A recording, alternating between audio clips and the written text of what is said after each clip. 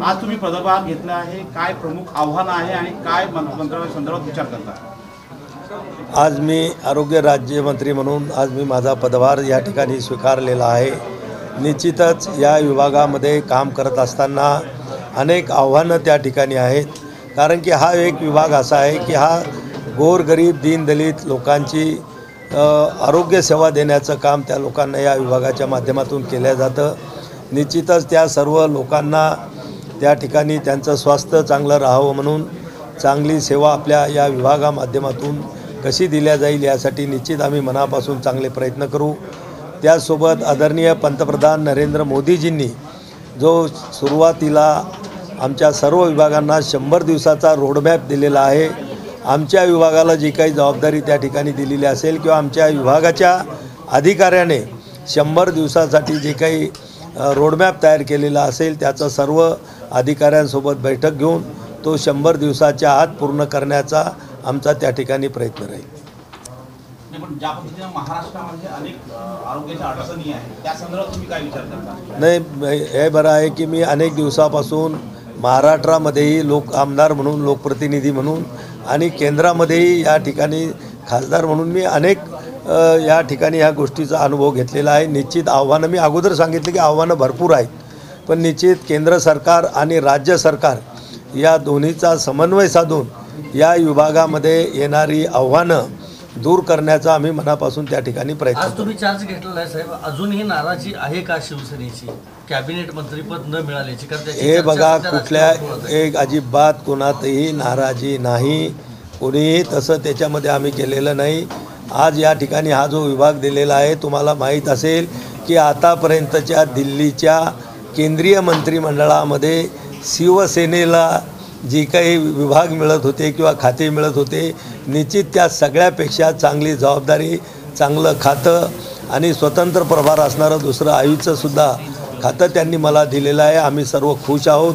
अनेक चांगला विभाग, मी पहिल्यापासून मला असं वाटत होतं की पब्लिक रिलेटेड काम करायला मला आवडेल आणि नक्कीच आता हा विभाग असा आहे की मला लोकांमध्ये जाऊन काम करता येतं। पण आजच्या या दिवशी मी एक आपल्या सर्वांसाठी एक या ठिकाणी सांगणार आहे की आपल्या देशामध्ये फक्त 2% लोक असे आहेत की ते फक्त अंग प्रत्यार्पण त्या ठिकाणी करतात, आपलं अवयवाचं जे प्रत्यार्पण असतं ते करतात आणि आपल्या देशामध्ये लोकांना अनेक त्या ठिकाणी याची आवश्यकता, वर्षानुवर्षे त्यांचे नंबर लागत नाहीत आणि म्हणून अंग प्रत्यार्पण करण्यासाठी लोकांनी प्रवृत्त व्हावं, लोकांनीसुद्धा पुढाकार घ्यावा। या अगोदरसुद्धा या आरोग्य विभागाच्या माध्यमातून ही मोहीम राबवल्या गेली।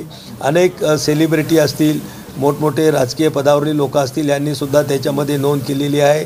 आजचा हा पदभार सांभाळत असताना मी आजसुद्धा असं घोषित करतो सुद्धा माझं अंगदान किंवा जे अवयवदान असते ते त्या ठिकाणी मी करीन, हे आजच्या या निमित्तानं मी त्या ठिकाणी घोषणा केली। सर, एक महत्त्वाचा प्रश्न, एम्स सरकार महाराष्ट्राच्या वाट्याला फक्त नागपूरलाच एक एम्स आहे, इतर ठिकाणी कुठेही नाही। राम भाऊ, आपल्याला माहीत आहे की आदरणीय नरेंद्र मोदीजी पंतप्रधान होण्याच्या अगोदर किती एम्स या देशामध्ये होते आणि या गेल्या 10 वर्षामध्ये किती एम्स आपल्या देशामध्ये चालू झालेले आहेत। ही गोष्ट खरी आहे की आपल्या महाराष्ट्रामध्ये एकच नागपूरला आहे। आता ही 5 वर्ष आपल्याजवळ आहेत, आणखीन या 5 वर्षामध्ये निश्चित त्याची संख्या वाढवण्यासाठी माझ्याकडूनही प्रयत्न होतील। बारणे साहेब म्हणतात की आमचं शिवसेनेतला जुना आहे, पण आमच्या मित्र पक्षाला 35 नंबरला शपथ घ्यायला संधी मिळाली, अगोदर मिळणं अपेक्षित होती, म्हणजे नाराजी झाली नाही म्हणायचं? त्यांनी त्यांचं काय मत मांडलं हे मला माहीत नाही, पण मी असेल, आमचे माननीय मुख्यमंत्री एकनाथराव शिंदे साहेब असतील, आमचे गटनेते माननीय आमचे मित्र डॉक्टर श्रीकांत शिंदे असतील, या सगळ्या लोकांना इतका आनंद झाला आहे आणि मलाही कालपासून हा विभाग मिळाल्यानंतर हजारो फोन या ठिकाणी आतापर्यंत त्या ठिकाणी आलेले आहेत की एक चांगलं काम करण्याची संधी निश्चितच मला मिळाली आणि या माध्यमातून मी माझ्या पक्षाचं नाव, आपल्या केंद्र सरकारचं नाव निश्चित त्या ठिकाणी चांगलं राहील या दृष्टिकोनातून किंवा मोठं कसं होईल यासाठी आमचे प्रयत्न राहतील। धन्यवाद।